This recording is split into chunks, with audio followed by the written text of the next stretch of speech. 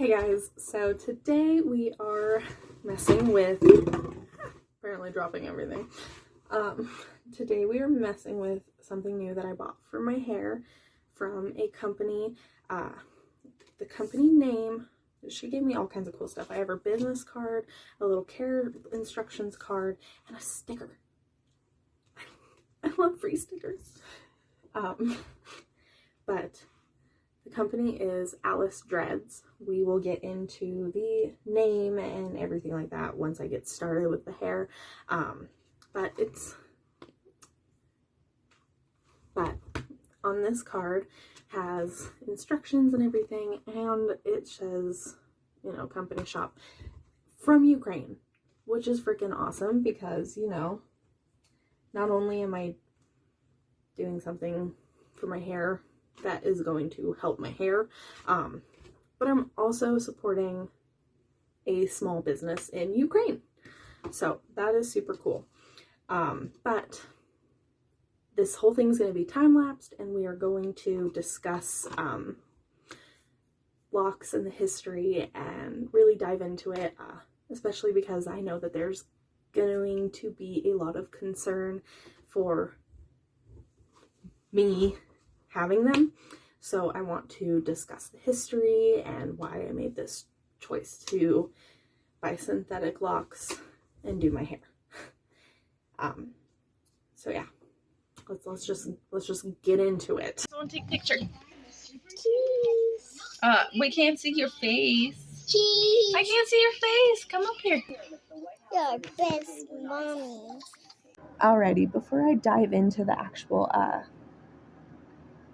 history of the hair, I just wanted to say at the very end of this, you will see that the camera died, so I did lose like the end footage, but of course I charged it and filmed an outro so you can see the final look at the very end.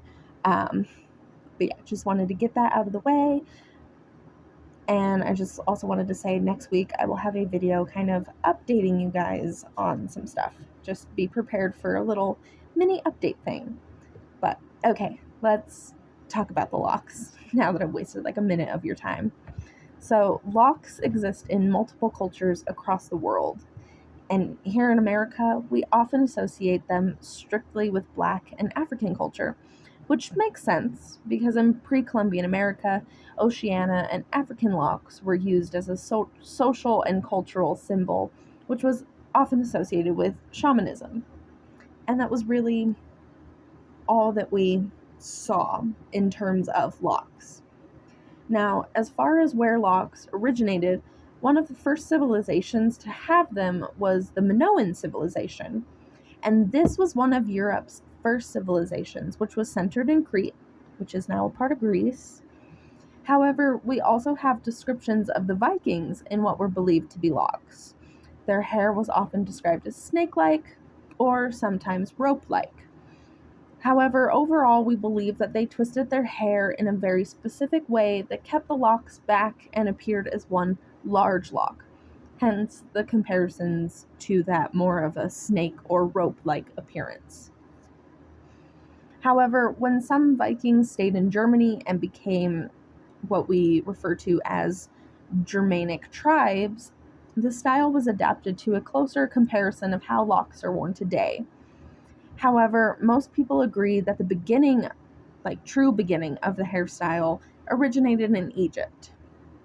Of course, that's not to say that there are other things to consider if you are somebody that wants to have this hairstyle, such as the significance of locks for Rastafarians, as they consider the style to be a sign of their African identity and religious vow of their separation from Babylon. This also leads me into my issue with using the term dreadlocks, as the term references the way Europeans looked down on Rastafarian hair. Rastafarianism started in the slums of Jamaica in the 1920s and was heavily influenced by African culture.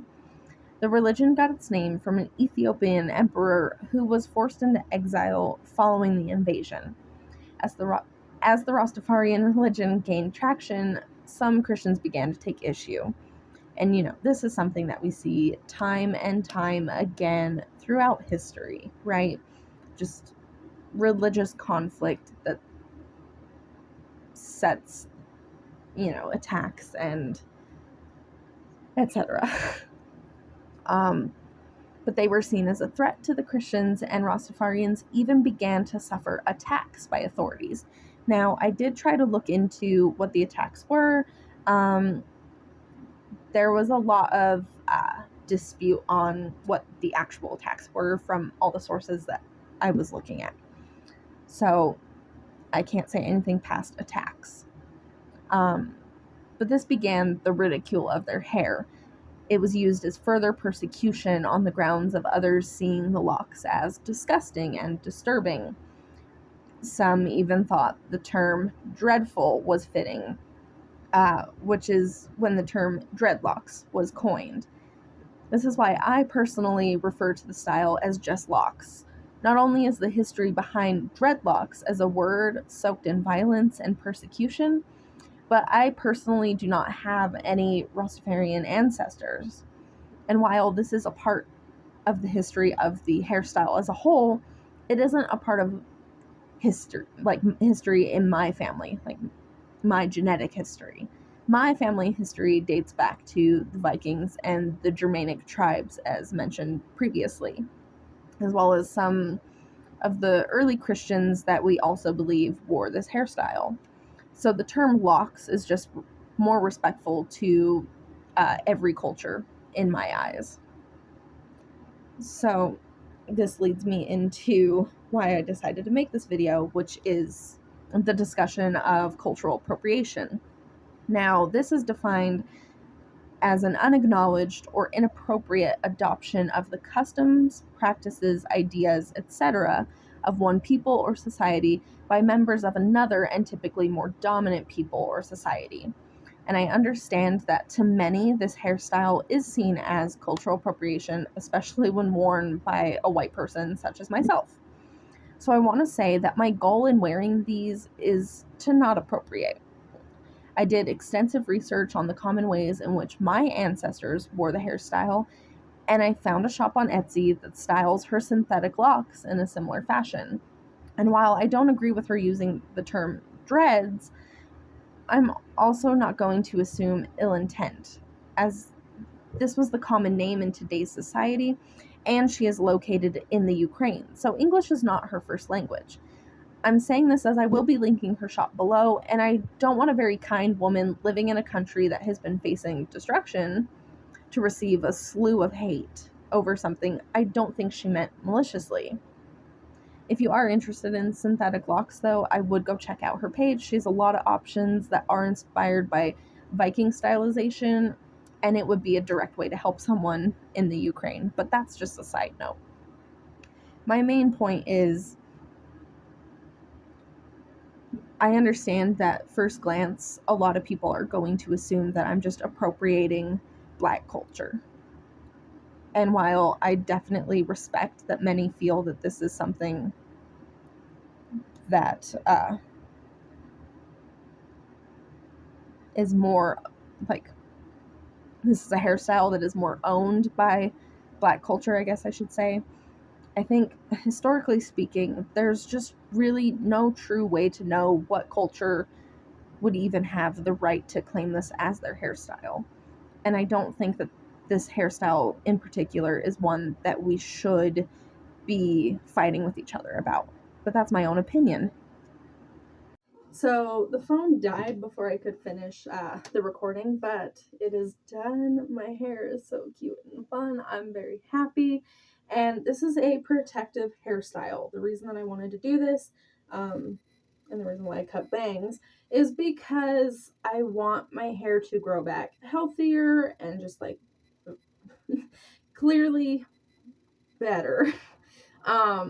And so with this hairstyle and like the synthetic locks, I will be able to accomplish that in a way that's not destroying my hair. And the hope for the bangs, because I love having bangs and I don't know what it is.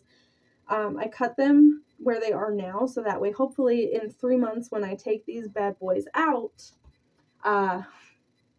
they'll be sitting kind of like more right here and probably hopefully only need trimmed. Because my hope is that I can get the bangs to grow how I want them to be as well. So for now they're a little short, but you know what? It makes me feel like Betty Page. Like, I don't know. There's so many plans. They are very lightweight. But yeah. That's the whole video, so thanks for watching. Bye. Hey guys, if you enjoyed today's video, make sure to give it a big thumbs up and maybe check out some of my other content.